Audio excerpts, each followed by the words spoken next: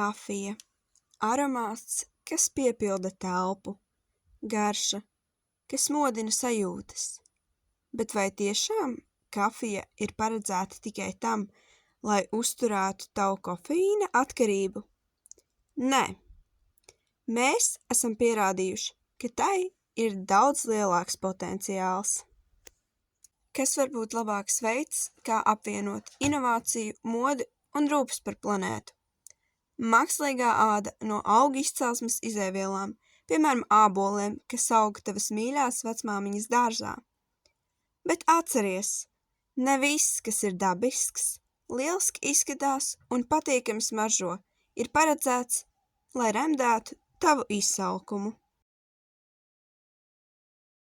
Kafija pamodina, ābols atsvaidzina, un mēs no tā radām mākslīgo ādu.